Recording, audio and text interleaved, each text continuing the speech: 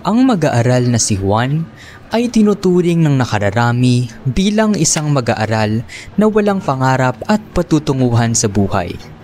Kadalasan ay mabababa ang kanyang mga grado at nagiging sakit sa ulo ng kaniyang mga guro.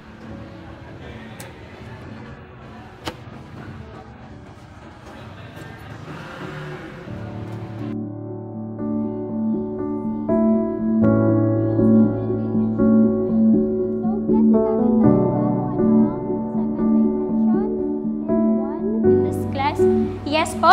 Spiritual wellness po? Yes po, very good. Anyone for the last? Ano ma'am? Career? Yes po? Tapos social po. And the last one? Nasa ano ko ni? Environmental well-being ma'am. Yes, very good. That is the 7th dimension of well-being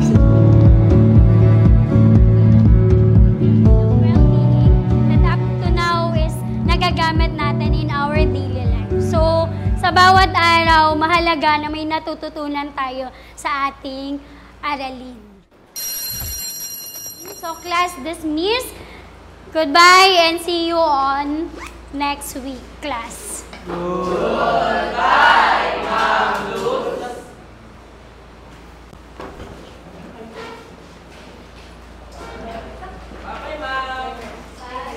Bye! Yes, Juan. Pwede po ba kayo makausap?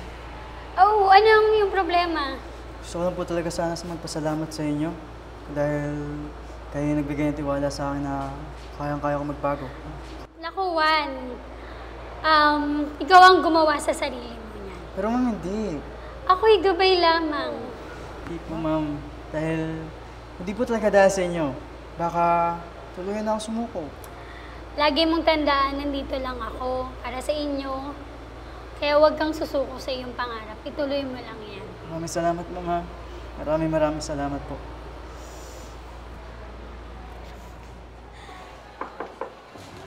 Ma'am Luz, may ibibigay po kami sa inyo. Ay nak, wala pa, nasa klase pa. Ay, sayang naman. Sige, thank you po. Sige.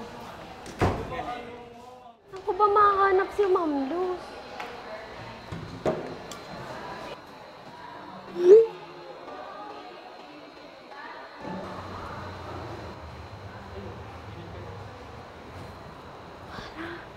Andiyan na si Ma'am.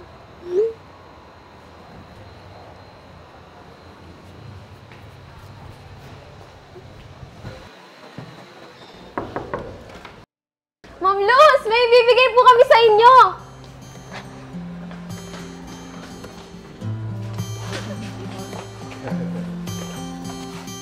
Classmates, ano sasabihin natin kay Ma'am Luz? Happy Teacher's Day, Ma'am Luz! Ma'am Luz, para sa inyo, na laging nandiyan para sa amin. Kahit gaano kahirap ang panahon, ikaw ang aming inspirasyon. Maraming salamat po. Yakap. Maraming salamat sa inyo. Ma'am. Happy Teacher's Happy Day, Teacher's Day po.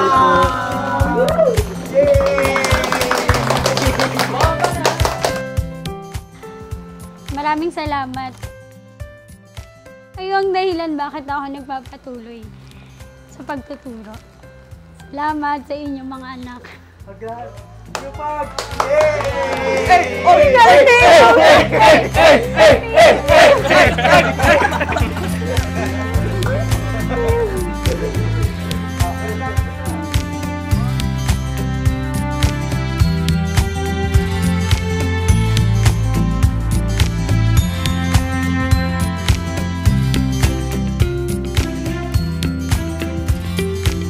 Sa bawat araw na tayo ay natututo, may mga guro na walang sawang gumagabay sa atin.